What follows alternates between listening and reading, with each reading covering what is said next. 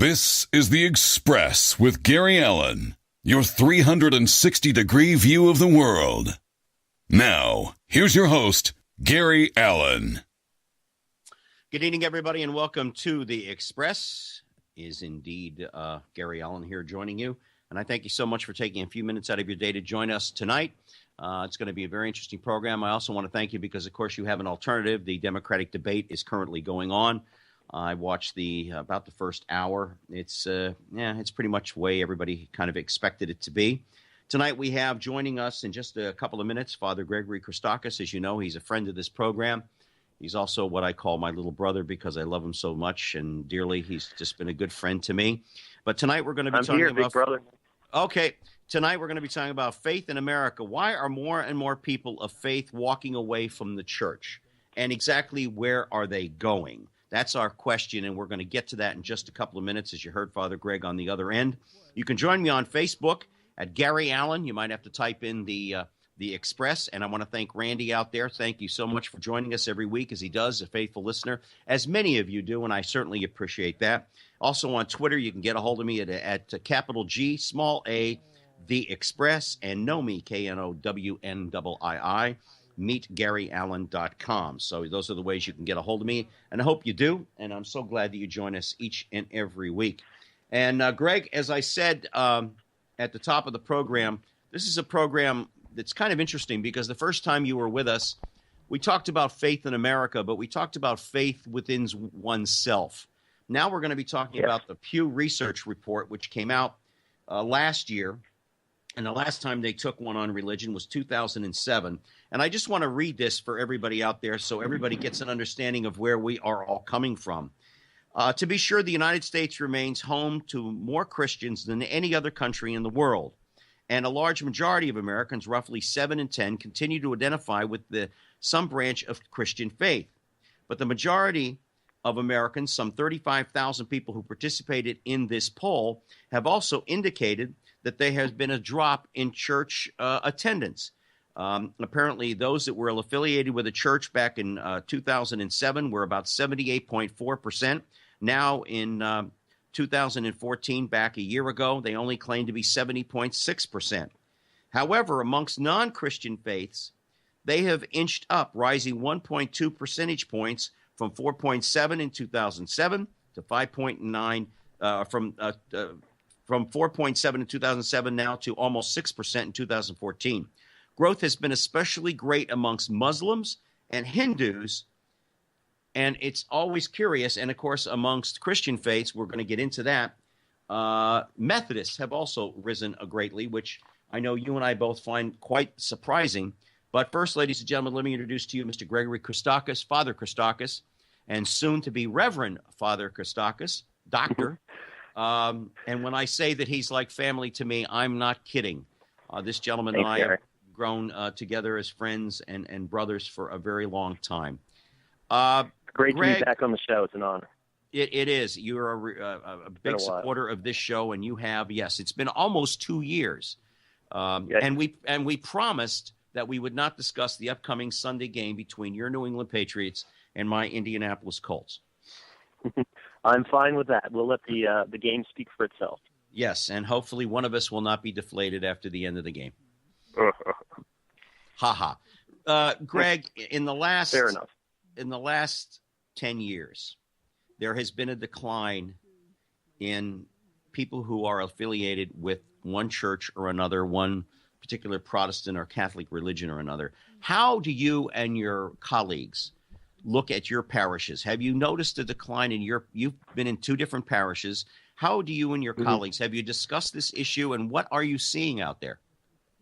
Well, the Pew Research Poll that you're talking about came to my attention through our diocese, our metropolis, as we call it, and discussions we had on it. It's interesting that this 10-year, I guess it was a 7-year period in the poll, but the 10 years that you mentioned, I've been a priest for 10 years, so I have seen things happen. I don't want to say I've necessarily seen a decline, especially I'm at a small church that's growing right now. Mm-hmm. So in that sense, the opposite. But I've noticed things even in 10 short years that have changed. I'm, as you mentioned, a Greek Orthodox priest, and I'm in New England, beautiful autumn New England right now, actually. and heavily Catholic region, or traditionally has been. And I have noticed that when I'm at a store or encounter someone, people will call me Mr., whereas 10 years ago, when I was much younger looking, they would call me Father. This is when I have my collar on. So it's a little thing, but it does kind of support the data in a sense. I've also noticed that in the Orthodox Church, to be married, one person needs to be Orthodox, the other needs to have been baptized in the name of the Trinity. And I'm finding that I am baptizing future spouses of Orthodox people who are from backgrounds where even if the family wasn't religious, it would have been unthinkable not to baptize the child. Hispanic, Italian, Irish firefighter, son of an Irish firefighter. So I'm sort of anecdotally seeing these changes over 10 years that do support the numbers, if you think about it, of the Pew poll. Do we discuss it? Yes, and it's not so much a frightening thing as it is really an opportunity. It's an eye-opener that this change is happening in our society, but it makes you ask, well, have churches failed these people? Is it something else? So it's not necessarily a bad thing. It's something that maybe forces us to look at ourselves and what are we doing right? What are we doing wrong? The message is universal, but it's in how we, go about what we do. When the Pope was here last week, which is what brought this whole discussion to the forefront, and of course you turned me on to the Pew report, is there a mistrust like there was back, something you don't remember, you weren't born yet, but back in the 60s, where there was a mistrust of government, there was a mistrust of everything that was governmental or authoritative or anything like that. Is there a mistrust of the church these days, or are we finding ourselves, I don't need the church anymore? But before you answer that, I'll also say this. In the Pew report, they said the people that are dropping away from affiliated churches are not any less Christian than they were the day before they decided not to be part of a church. They're doing Bible studies at home. They're getting together, gathering with friends. It's just that they no longer wish to be affiliated with any church. And this isn't just the millennials, which we will get to later on in the program, but this is also the even some of the generation of my age. Now, as you get older, your faith becomes increasingly more important than it did before. I don't know, maybe it's because you're stepping closer to the possibilities of your death. I don't know. I haven't reached that myself. I've always been a man of faith. But what do you attribute this to? Is it a mistrust of authoritation, and we're looking at our government and it's floating down into our personal lives as far as our religious beliefs are concerned? Are we seeing the results of the 60s really taking place? I think of that when I think of the baptism issue that I mentioned earlier. That may well be. Here in New England, there is sort of, lingering after effects of the scandals within the Catholic Church, and not to single them out at all, but with them being the sort of biggest church institution up here, it is a big deal.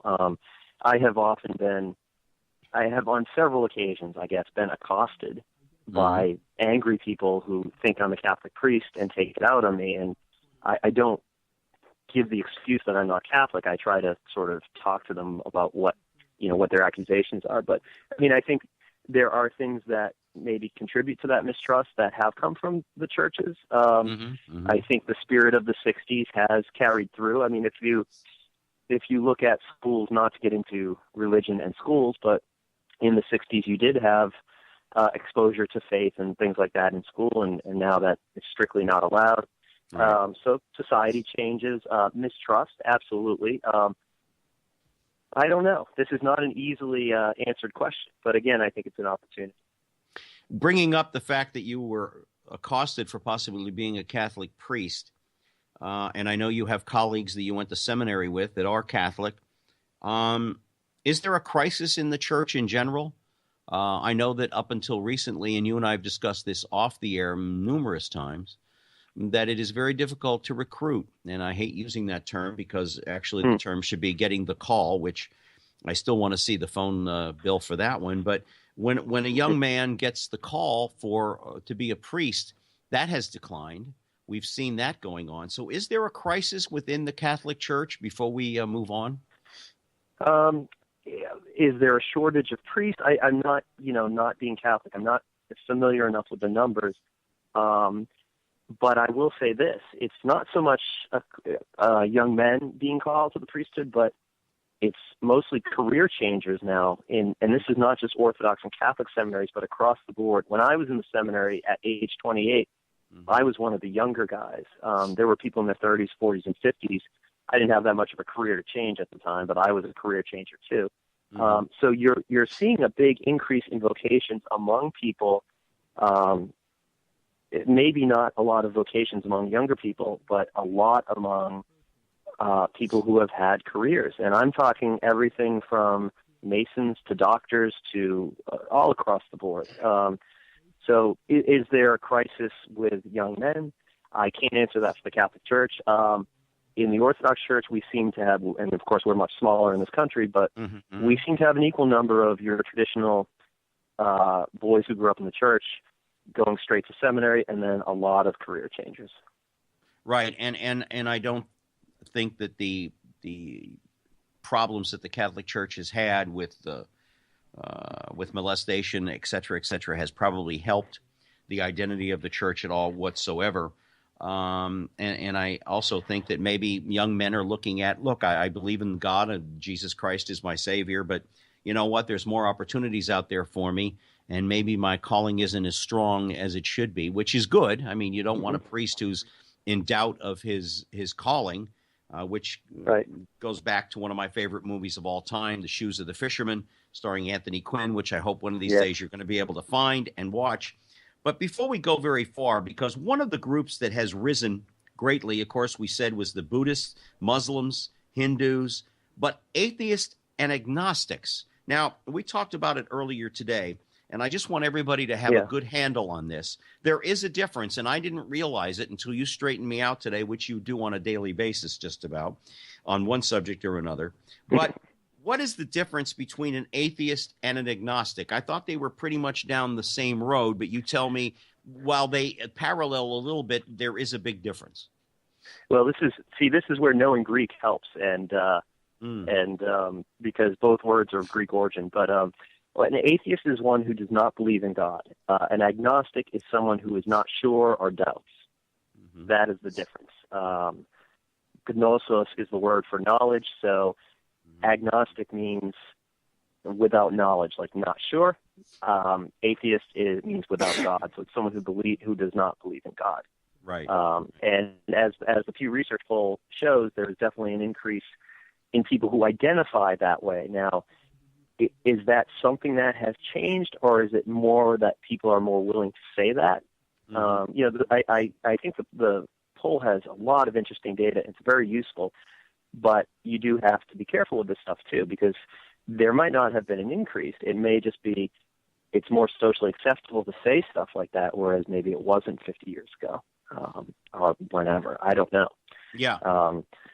But that's one of the big take-home points from the poll, that increasingly people are identifying that way. And if you're trying to bring people to church or to a religious, a spiritual, and there is a difference, and that comes up in the poll as well, which I'm sure we're going to talk about. If you're trying to bring someone to a faith tradition, let's say, it's a different challenge if they don't believe or they're not sure. Right. And you know, it's interesting when you look at the poll, and for those of you, ladies and gentlemen, you can always go online and go to pewforum.org, and it's like 35 pages, and it's a lot of statistics and stuff that we will not necessarily burden you with tonight. But it is funny to see that even evangelical Protestants, they have dropped in their overall population over the last 10 years, even though you would think that had increased at some point. And I suppose that fluctuates from year to year depending upon who you're talking to and what part of the country. Also, I think has a lot to do with it, because the South, Greg, is heavily into religion. The Northeast is a little more, shall I say, sophisticated, like New York and Los Angeles. Mainline Protestants have also dropped. Non-Christian faiths have increased. Unaffiliated has increased 6.7%. from where they were almost 7 to 10 years ago. But it is interesting to me what it is about the Muslim religion. For those of you that are out there that are under the opinion that Muslims are killers and murderers, we've gone over that many times on this show. But the Muslim religion, excuse me, folks, I still have the cold a little bit. It does parallel the Jewish religion and the Old Testament in many, many ways, as Fr.Greg will attest to, because he has studied both, and he's by far a practitioner of this more than I am. But what is it about Buddhism, Muslim, and Hinduism that is attracting people, in your opinion? Well, I think part of the increase is from immigration. People from countries where and religious background is Muslim, as being a Muslim or being a Hindu. I think that's part of it, because as the Pew report mentions, the increase is big, but it starts from a very low base. So there is an immigration factor here at play. There's also, I think Islam probably in the U.S. has received many more converts than Hinduism has in the past 7 years. And I think part of that is it's in the news and people explore it and are looking for something. I have found that people are really looking, a lot of people, for different reasons. I often find people in their late 20s, early 30s, having midlife crises because they've been successful at a young age, whether in the tech industry or something else, and they're looking for something else. Is there something else there? And they do turn to spirituality. And I think some people do this and explore Islam. There's others that explore Christianity. I think that's part of it. But Islam has been in the news, and it is a fascinating topic, and it does attract people. Hinduism, I don't know about conversion levels, and the Pew poll doesn't go into that. It does mention, however, in the Pew report that there's no government figures on this stuff because the census report does not ask about religion, which is very interesting. I would think that would be a good question to have on the census report. The counter argument would be, well, it could be used against people, right? But I think it's immigration, and just there are people seeking.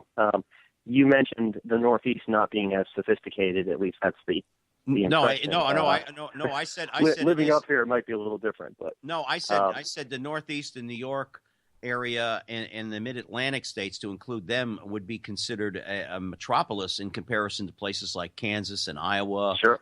And the Bible belts, the Rust Belts of even the South, where religion really plays a prominent role.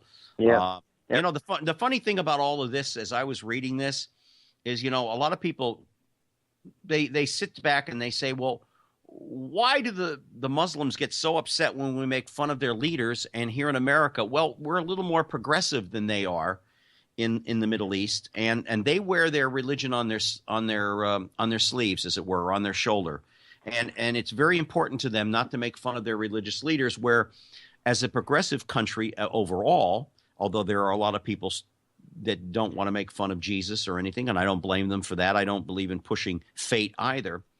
But do you think that education plays a role in all of this as far as the Muslim religion is concerned compared to the other Protestant and Catholic religions, Christian religions? I mean, it seems like the more educated you are, the less apt you are nowadays. Now, not necessarily my generation or even for older people, but the more educated you are, the less you are to believe in another identity or entity at all. I think about that question often, and I go back and forth on it because I know a lot of very educated people who are very devout, and then I know people on the other side. I think it's more a worldview, and by that I mean if you're raised a Muslim, it is not seen as your faith is not seen as a separate thing. It infuses everything you do, and all your decisions come from your faith. And if you're from a Muslim country, it's the whole culture. Orthodoxy is really the same way. I mean, every decision we make comes from our spirituality and this and that. But in the U.S., we tend to put things into boxes and separate faith from culture, from everything. And it becomes, when you're in the four walls of the church on Sunday morning, not part of everything you do. So I think it's not so much education, but it's worldview and culture. And when people come here and sort of become Americanized, we tend to put the faith in its own place, I guess. And it is seen as the thing we do on Sunday mornings, and yes, how we exercise moral judgment or whatever, but it's not part of our living. Just a quick example of this. In Greece, birthdays are not celebrated, but your name day, the saint's day that you're named after, is when you celebrate. So my birthday is in February, but the feast of St. Gregory is in January. So if I was in Greece, I would have a party in January and not on my birthday. But here, that's not how we do things in the U.S. So you see how the focus goes away from your saint that you're trying to emulate to celebrating yourself. And that's a big difference. That's just a small example of what I mean by worldview and how it infuses you. You know, I've talked to a lot of young people in the last couple of years because, as you well know, and our listeners will know, I'm a religious man, a man of faith. And I've often heard from many of them that one of the reasons why millennials and even younger adults, and even sometimes Generation X, which was just before the millennials, are turning away from organized religion is because of the Jerry Falwells of the world and the Pat Robertsons of the world and the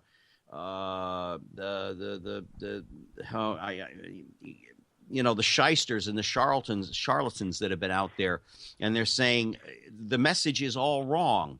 Even the messenger is wrong, and the message that they're sending is wrong. And of course, you see them on TV left and right. And as you well know, I only have respect for a few, and Dr. Charles Stanley is one of them. I love that man with all my heart and soul, and I always send well wishes out to him.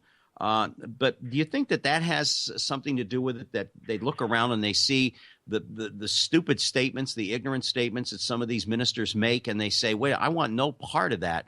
You know, like the other day, Pat Robertson made the statement that the reason for the floods was because we're allowing gay marriage. And as soon as we stop gay marriage,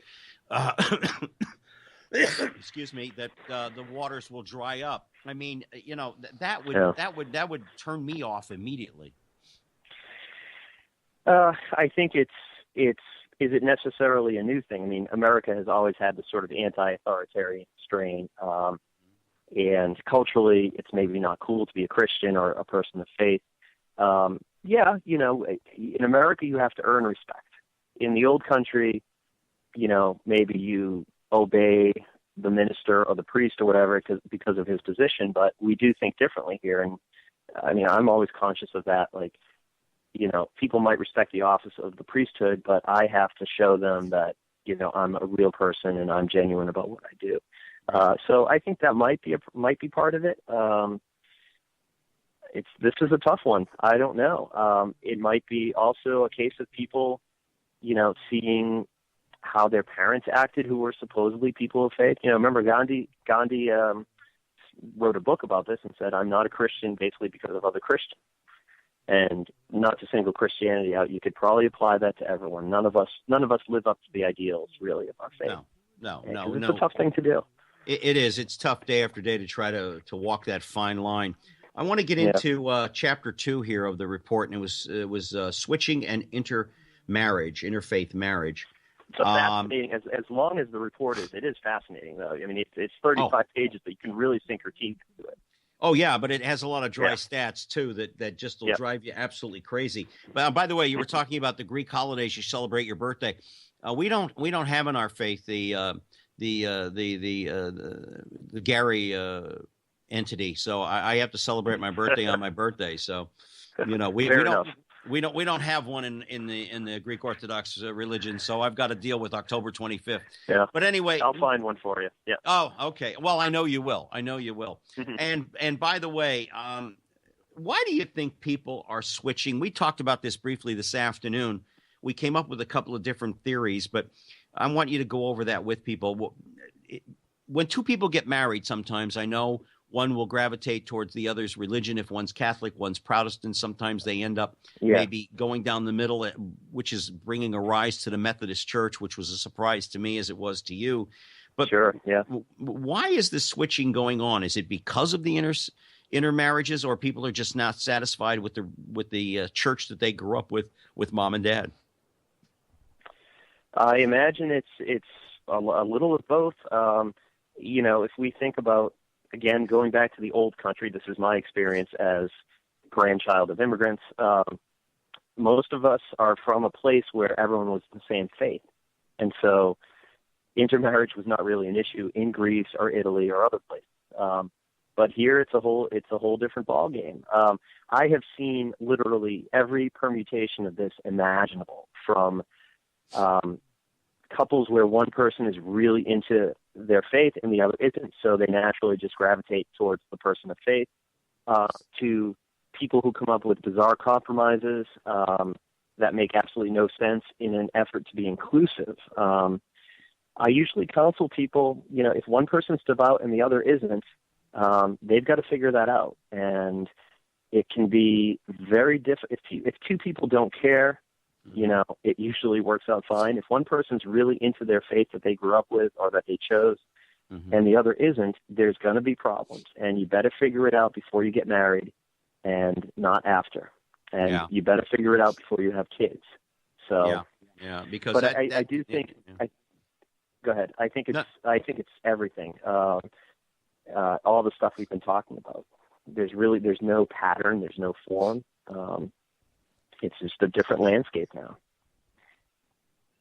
So if you had me on for answers, Gary, I unfortunately I don't have. But the Pew Research Poll, it's an opportunity. I mean, these are good questions to ask and to look into. So well, the thing that also gets me is, as you said as you were talking, a lot of people, they don't discuss their religion before they get married. Then they get married, and now it's a big issue. Yep.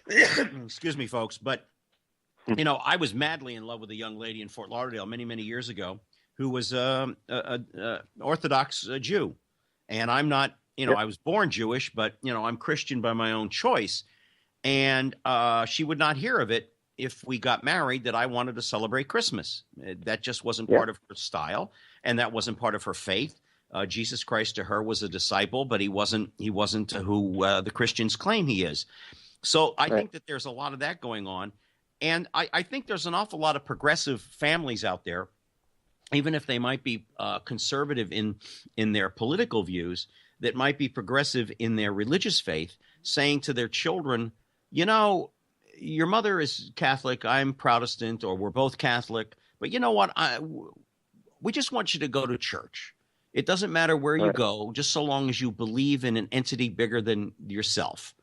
And I think a lot of young people are starting to see other things going on in other religions. Now, I have never been to a Methodist church. I have no idea. I assume it's the same as any other Protestant church.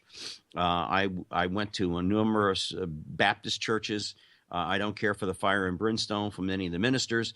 But I would imagine that probably plays into this too, where a lot of people are saying today, and I hate to say this because it just came into my head, but, Sunday mornings, a lot of people want to lay around and relax from their hard work week and watch football, and maybe religion isn't as important to them anymore.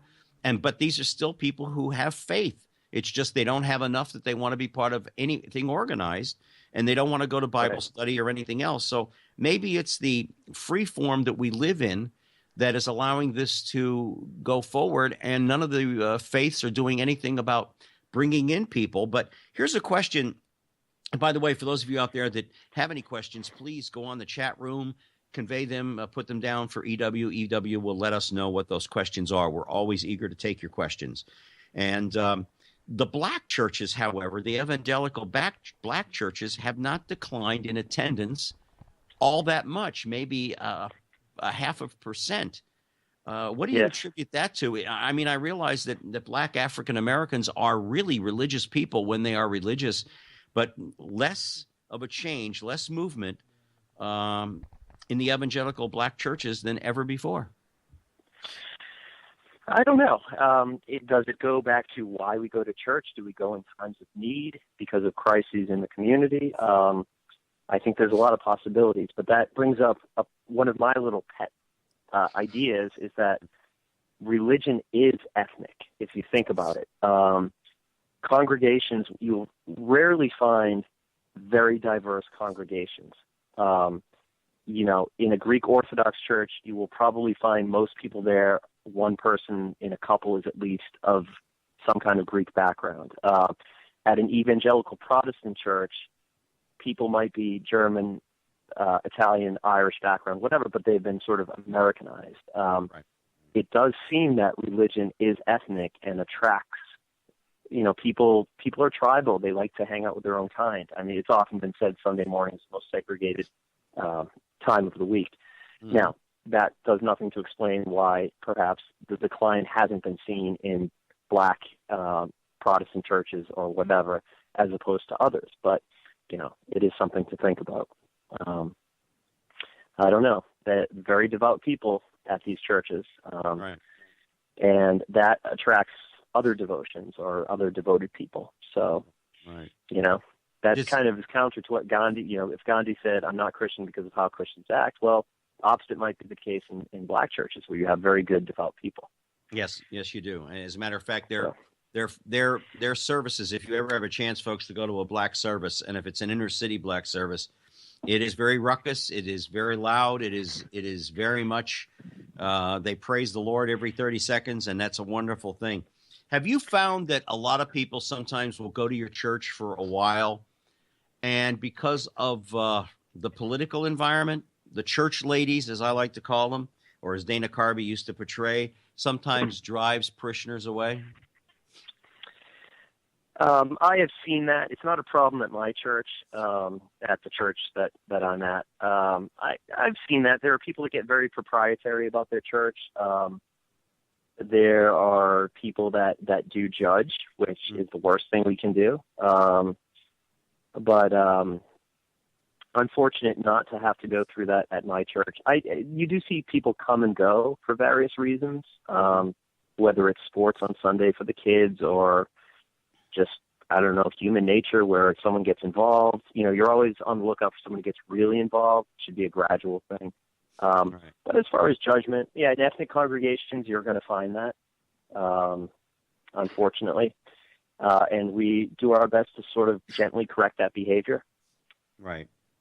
So, right. We've been talking a little bit about the United Methodist Church, and I just found the piece here in the Pew Report that says that of all the mainline Protestant traditions, currently 25% of the mainline Protestants identify themselves as non-denominational churches, has grown from 13 to 19%.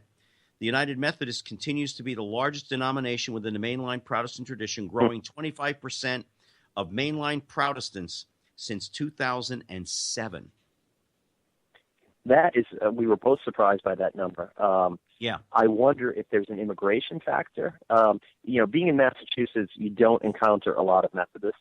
I think it's more of a Midwestern thing. I don't know. But I wonder if there's an immigration factor there. Well, and also, too, in this report, it talks about the Hispanics. And I know that in your neck of the woods, there's we were talking about, there are a lot of storefront churches that are on a lot of corners. When I read the Pew poll, and it can be kind of maybe depressing or whatever, and then I think, you know what? Here in New England and in Worcester, Massachusetts, second biggest city in New England, everywhere you look, there is a storefront church, very devout people starting in a living room, maybe moving to a rented space. Very often it's ethnic, it's Brazilian, it's Hispanic, but not always. And they're everywhere. And that tells me there's a need. And this is New England, right? The sophisticated place where people are educated and everything else, but you see it. And I see this and I think, well, the Pew Report is one thing, but maybe there's something different happening here. And there are people searching. Absolutely. Right. And I know from living in South Florida, as well as here in Central Florida, that Hispanics are extremely religious. Putting aside some of the buku religions that they may practice, like Santeria and some other things. But I also know, like, Mexican Americans are extremely religious people, if they go to church at all. That's the point. I'm sure then you get into the spiritual versus religious argument, and I know you were planning to bring that up, but there's a difference. Yeah. There's a difference, but there's a lot of commonality too. Right. 1/3 of U.S. Catholic adults are Hispanic. Fully 1/3 of all U.S. number. Yep. Yeah. 1/3. I mean, that's an extraordinary number. 1/3 are Hispanic, which, by the way, the Hispanic immigration situation in this country, as well as the fact that they are becoming the largest group that are putting the whites in a minority. So the Hispanics are outgrowing us, outpopulizing us in all areas. I think that number is driven by both a decline in religious identification among, say, traditional Catholics in the U.S., and like you say, the massive immigration, which has driven the numbers up too. I mean, that's a huge amount, 1/3. Yeah. Right. We have a question here from Mark. Why does race play in with religion? It shouldn't. Probably has more to do with culture. Race and religion, I guess this is when I was talking about religion is ethnic. I think it's people tend to group together with their own kind, it seems, in a religious context. So we use the term black church. A black church is probably, Black Americans who have been here for many generations. You certainly find churches made up of people of West Indian descent. There are Ethiopian churches. There are, Eritrean churches. There's one in Boston. Right. So, we do tend to lump people into racial categories when you can further break down into ethnicity. And just as at an evangelical white Protestant church, you might have people of different white ethnic backgrounds, many times former Catholics, whatever. Right. At a black Protestant church, you will have people of different backgrounds too, but there's also black ethnic churches of people from Africa as well. People tend to, it seems to be human nature. People tend to hang out with their own kind in a group sense, not necessarily in a one-on-one sense. Yeah. I think it makes them feel more secure to be with folks of their own. I know here in Orlando, we have a number of Asian churches, Korean churches, and I've gone to a couple of services at the Korean church, and it's absolutely wonderful. Yep. And the majority of the people there are Asian American. They may not all be Korean. They may be Japanese. They may be Vietnamese or Filipino or something along those lines. By the way, in this report, Mormons who are non-Hispanic, their numbers have barely budged over the last 10 years. It's interesting because the stereotype, at least, is that Mormons tend to have a lot of children, and they have a big missionary activity, although a lot of it's overseas, so that might not play into increased numbers. Going back to what you were saying about Asian churches, here in New England, you'll often see a Protestant church that will also have a Vietnamese congregation or some other Asian ethnic congregation. Right. And they will do stuff. They will worship separately, largely because of language issues. The Vietnamese congregation, the older people in the congregation want to hear things in Vietnamese, but they have a very good relation. They do things together. So there is definitely hope on that end. But as far as Mormonism or the Church of Jesus Christ of Latter-day Saints, that's very interesting because you do get this impression that there is a lot of family members and a lot of missionary activity. So that seems to belie that. Yeah, and you would figure along with everything else, as we're going to get to next about millennials, you would figure that would be a decline, but no, it hasn't budged at all. Here's something interesting that I found also. The data also shows that religious groups that are growing tend to be younger than the average and getting younger. But while religious groups that are shrinking trend to be relatively older and getting older, and I think that would attribute the fact that they're getting older and probably passing away. Would you not?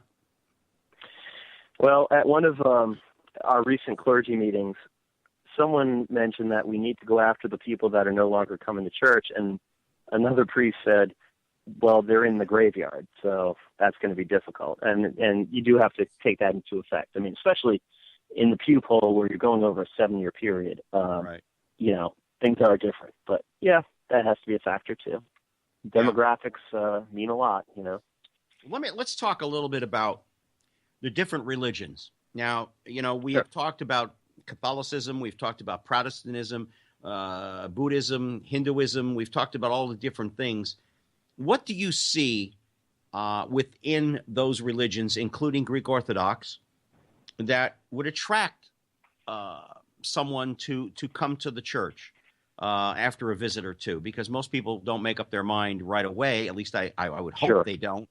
What do you see in the different religions that you know about, which I know you know a great deal about, many of them, that would be attractive, including the Muslim religion, to a young person today? And I'm not referring to the idiots with ISIS and all that other crap.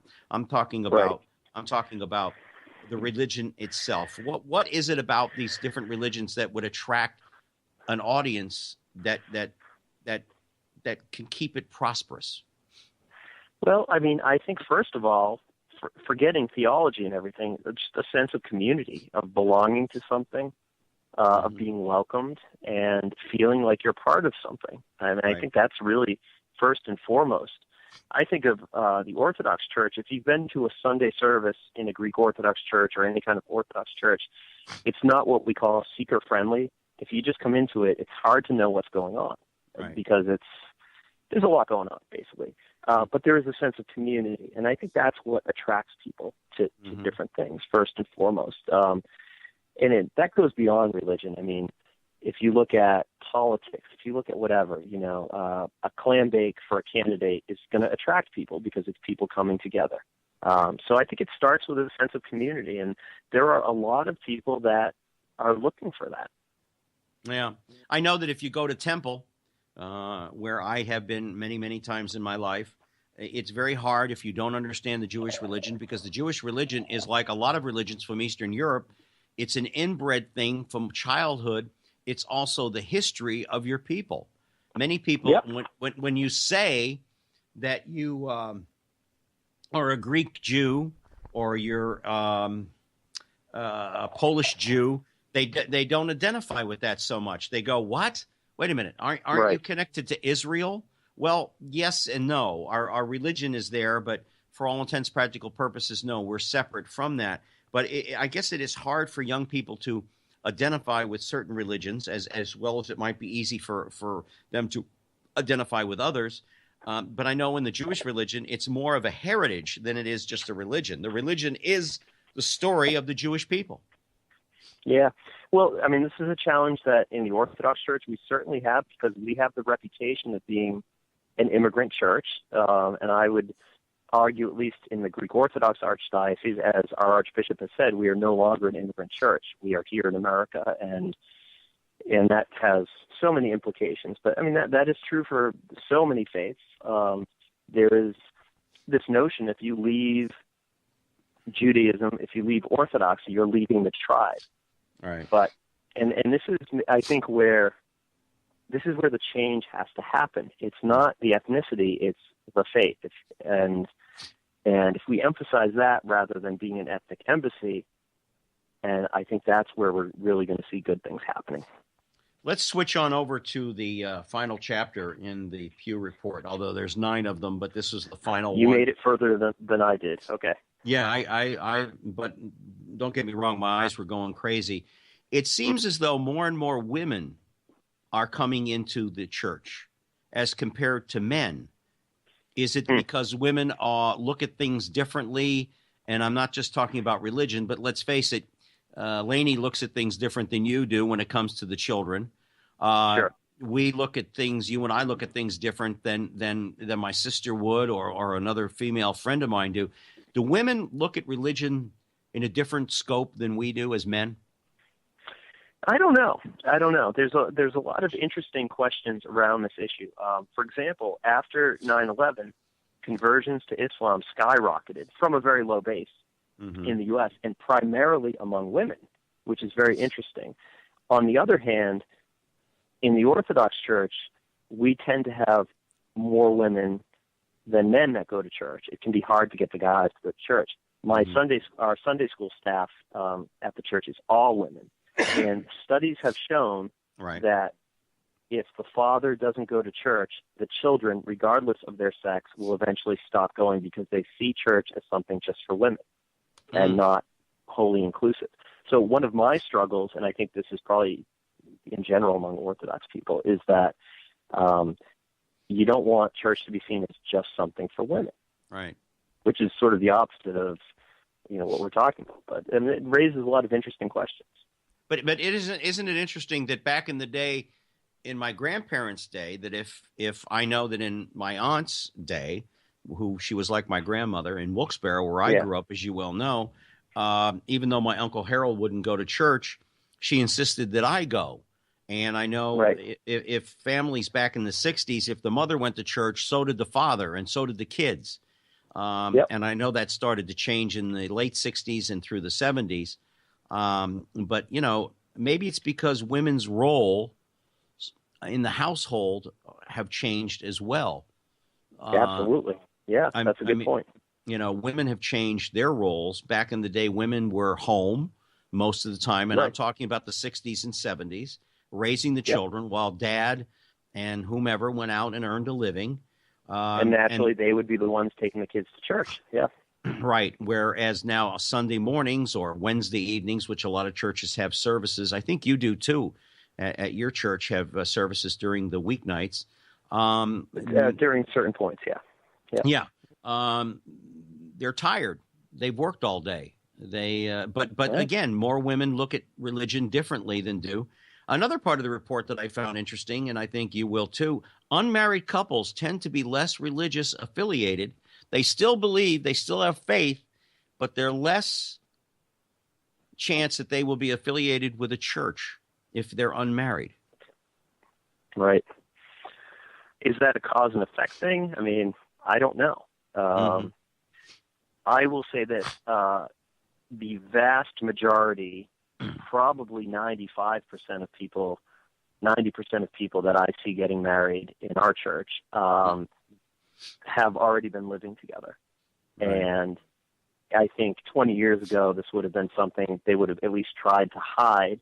Right. Not that I'm saying there's something wrong with it, and it's not for lascivious reasons. It's usually for financial reasons that they're together before they get married.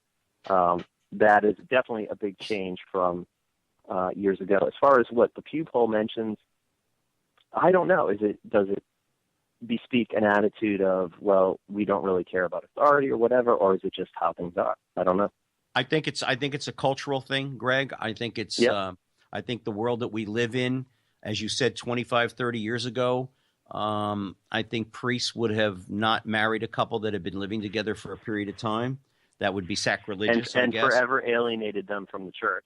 Right. And matter of fact, the Catholic Church used to alienate people if they were divorced. They wouldn't give them the last rites and all that other stuff that went along with it. That's where my mother had a problem with a certain priest down in South Florida.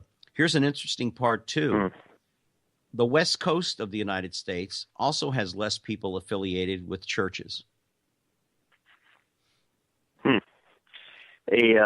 A friend of mine who's a deacon in Washington, the state of Washington, years ago told me that over there, well, when I first became a priest, he said, when you go to a hospital over there, it doesn't matter that you're a priest. You park, you pay for your parking ticket, whatever. You go in, you have no special privileges. Here in the East Coast, and this is sort of a remnant perhaps of the past, but when I go to a hospital, I don't have to pay for parking. Thank God, because it was costing a lot of money over the course of a year. Yeah, because I will always call you sometimes, which I do a lot, and you're in the hospital or you just came from visiting. That's crazy someone. Time. Yep. But I remember him telling me this, and I thought, wow, there's definitely a big cultural difference in as we know, in parts of the country. Now, why that is, I don't know. Tom Wolfe wrote an essay in his book Hooking Up about the early tech companies and stuff, and he mentions children of Protestant ministers from the Midwest who ended up going out to California and, finding a different life and leaving their mainline Protestantism behind. And it's interesting. Again, no concrete answers, but I found that a lot of children that I grew up with that were the sons and daughters of ministers turned out to be, pardon the expression, hellions in real life. One young lady. That is the stereotype of PKs, pastors' kids or priest kids, and I'm hoping we avoid that with our children. So well, I think you will, but I knew one young lady who became a woman of the night, as it were, and her father was a Baptist minister, but she became a lady of the evening, and I won't go any further with that. We mentioned that you visit the hospital, and your friend out in Washington State, rather, mentioned about visiting. Do you think that are more and more priests not visiting hospitals now for their congregation, or because by you bringing it up, it just brings up another thing. That's another way of people to see the priest and to understand the religion. Is that becoming less and less of a part of a daily activity? I don't think so, especially because a lot of us have congregations that are aging, so it finds you there. I have found that I usually get a very positive response when I'm in the hospital, and often someone will call me into their room and ask me to say a prayer. And again, you see things that sort of maybe go against the Pew report and or give you encouragement that there is this seeking for spirituality. Yeah. So I do find myself getting pulled in. I drive by policemen and they wave to me when I have my collar on. There's this sort of understanding that we're all in this together. And that's when you're down about stuff, you think about these things, and it's very encouraging. Well, I know that many times I've called you up in the last 5-6 years of our, we've been friends longer than that, but I know that we've helped each other get through some difficult times, and even though you're a priest, I always look upon you as my little brother, so I can talk to you pretty plain and simple. I appreciate that, Gary. Yep. Well, I mean, let's be honest. As an only child, that means a lot to me, believe me. Well, trust me, you can have some of my brothers and sisters anytime. There's plenty of them to go around. Let's talk in the last, we've got about 10 minutes to go here, 10 minutes probably, about millennials. More than one-third of adults in the millennial generation, 35% now, say they have no religion at all, up 10% from 2007. No religion. Yep. Forget affiliation. Forget I was affiliated. No, I don't believe in anything. And that goes back to the question that I asked earlier. Is education playing a part in this, or is it the identification that they're part of the techno generation? In other words, technology has grown substantially in the last 25 years beyond what you and I could have imagined when we were in our 20s and 30s. Do you think some of that has to do with it? I don't need God. I've got all this other stuff here. I don't think they're even, first of all, a millennial would be someone who sort of came of age around the turn of the century. So the oldest millennials would be in their early 30s, I guess, this being 2015. I don't think it's a matter of them being educated and saying, let's examine this. This is dumb. I don't want to be a part of it. I just don't think it's on their radar screen. It was not part of the home life. I'm sure there are some people that are raised in church and perhaps in a very strict manner and just don't want to be a part of it. But I think for many of them, they just weren't raised with any religious tradition and therefore do not seek it out. I think that's probably part of it. I think education, if anything, would drive you to examine things and look into them. But I really think the base is not there, and that's the problem. I wanted to get into this on something you said earlier, but sure. Go ahead.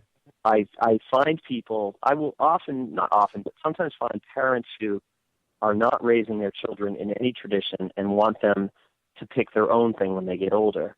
And I'll always say to them, and I'm not trying to push orthodoxy or any other faith tradition, but if you want someone to pick their own thing, you better raise them in one tradition so that they have the tools to pick something. Because if you raise them in no tradition, they're not going to pick anything.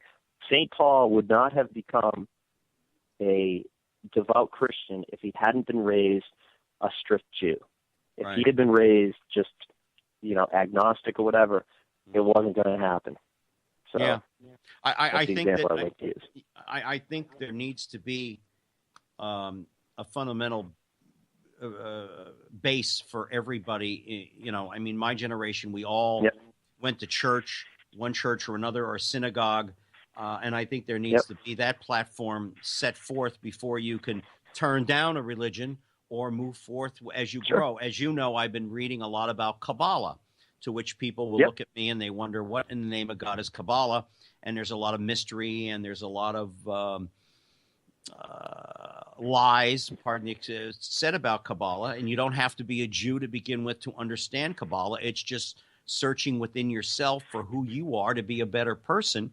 And maybe people today, as far as religion is concerned, they're not finding those answers. They're not finding that satisfaction that maybe they're their grandparents felt, that their mothers and fathers didn't feel either, and therefore that's why they don't have that tradition of going to school. Now, going to church. Now, 21% of millennials do identify themselves as evangelical Protestants, 16% as Catholics, and 11% as mainline Protestants. So there are some of the millennials that are spiritual, that are affiliated with churches. I mean, we're not void. This generation is not void of anything.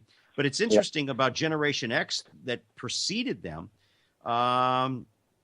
Even older generations are growing less Christian over time. The share of people in Generation X who describe themselves as Christians, for instance, has dropped from 76% in 2007 to 70% today. Now, that's only a 6% drop, but that is a huge drop. That is the generation that I'm involved in. I guess we'd be the Generation X, that are no longer affiliated. And the share of Christians amongst baby boomers and the silent generation also ticked down slightly, but not noticeable enough to report in this report. So again, what you say is true. If there's a basis, a foundation for religion in the family, then that will continue on. But with with millennials, there's nothing there for them to base anything on, I guess. Well, the flash word or the key word when we talk about millennials in light of the Pew poll is this whole idea of identifying as spiritual but not religious. And the challenge there is, what is religion versus what is spirituality? And when we think of religion, we think of the ritual, the gathering together. And in my mind, we need to better explain and teach why we do these things. The ritual in the Orthodox Church, Catholic Church, is there to make things more real. The gathering together is so that it's not about yourself. If it's just you and God, it becomes very you-centered.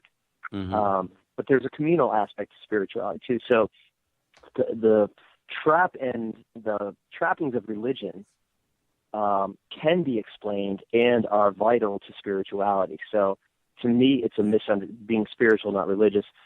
It's a misunderstanding, and there's room. It's really one and the same. It just has to be done the right way and explained the right way. And it's not always done that way. No, and I think sometimes when we look at religions, and we talked earlier about certain people that have bastardized religion for their own political gains, I don't think that situation has helped matters any.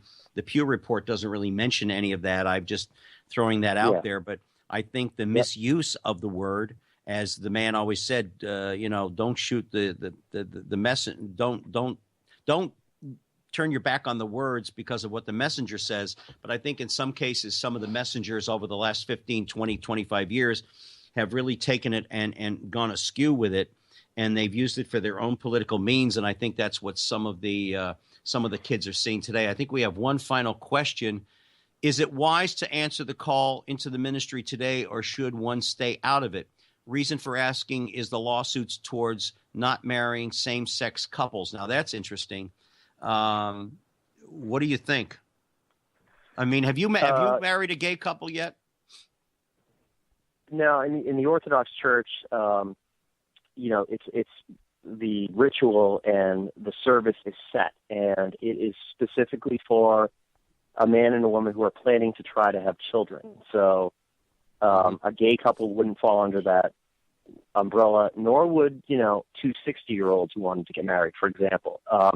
So I haven't, and I can only marry under a church service. Like, I couldn't go to the beach and perform a service for friends who weren't Orthodox, for example. So I'm not a justice of the peace or someone else who can do like a civil wedding. Although the church weddings we do count as civil. Yeah. Right. Before we go off the air, though, what do you say about counseling someone about becoming a priest because of all these lawsuits? I would say go for it. The lawsuits, that stuff's going to work itself out, and it's not going to be your liability. It's going to be the institution you belong to. But with answering the call, you just have to remove obstacles. If it's meant to be, nothing's going to stop you. If it's not meant to be, it's not going to happen. So just remove the obstacles and let it happen. Well, Fr.Greg, I want to thank you so much for joining us tonight here on The Express, as always. Thank you, Gary. Hey, listen, my It's little not going brother- to be another 2 years until I'm back on.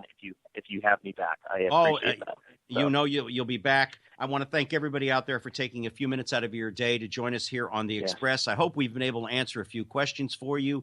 And if we could nothing talk else, about this subject for a long time, probably. Yeah, a lot of meat there. Yep. we probably could. But I just want to say thank you to everybody for taking a few minutes out of your day for joining us. Join me on Facebook at Gary Allen, Twitter, capital G, The Express, or know me, meetgaryallen.com. Until next week, please take care of yourselves and each other.